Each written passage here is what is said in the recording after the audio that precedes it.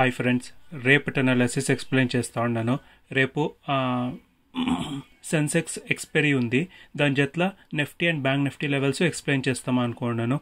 So రేపు చూస్తే support level వచ్చి 23,202 ఇంచ్ 23,154 అనేది సపోర్ట్ లాగా తీసుకుంటా ఉన్నాను ఫిన్ నిఫ్టీలా.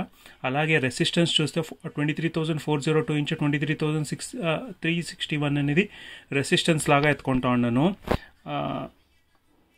ఈ జోన్లో ట్రేడ్ చేయకుండాదే బెటరు.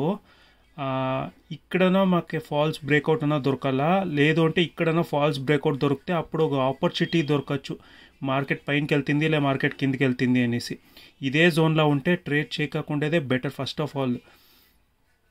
అలా కాక మీరు ట్రేడ్ చేయాలంటే ఇది బ్రేక్ అయ్యేసి మళ్ళీ ఇది 23,402 ఇది బ్రేక్ కావాలా, మళ్ళీ వచ్చి రీటెస్ట్ బ్రేక్ అయితేను ఈ హై ఈ వచ్చిండే వీక్ నాకు ఇంట్రెస్ట్ లేదు. So buying opportunity selling opportunity చూసేదే బెటర్ అనుకుంటా ఉన్నాను. ఈ వీక్ చూస్తే నాకు అలా అనిపిస్తోంది. సో ఇది ఆల్రెడీ రీటెస్ట్ నేను చెప్పిండే డిమాండ్ లెవెల్ ఈరోజు వచ్చి రీటెస్ట్ చేసి వీటి కిందేమన్నా క్లోజ్ చేస్తే మాత్రము 23,154 ఒక 5 minutes క్యాండిల్ చాలు. వీటి కిందేమన్నా క్లోజ్ చేస్తే అప్రాక్సిమేట్గా 100 points పడేదానికి ప్రాబబిలిటీ ఉంది. 23,053 వరకు 100% వచ్చేదానికి ప్రాబబిలిటీ, హై ప్రాబబిలిటీ ఉంది.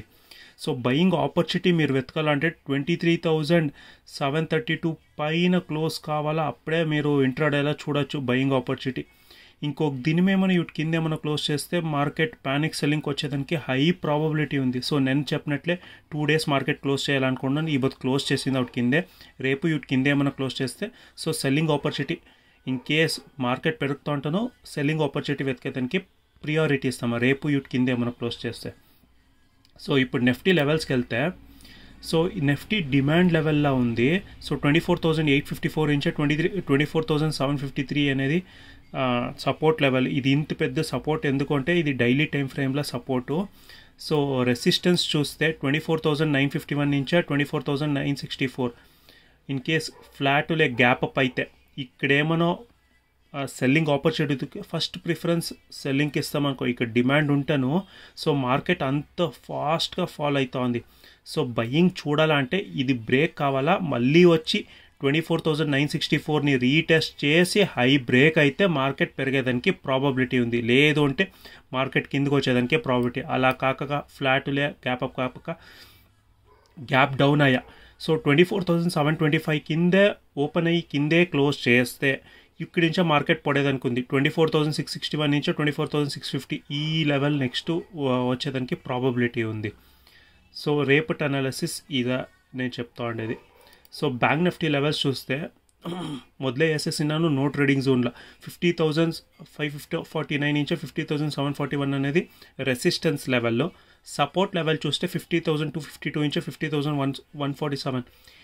ఇన్ బిట్వీన్ ఇక్కడ ఏమైనా ఓపెన్ అయితే ఇది నో ట్రేడింగ్ జోన్, ఎందుకంటే లార్జ్ స్పైక్స్ వస్తుంది. సో ఇది ట్రేడ్ చేయకుండాదే బెటర్.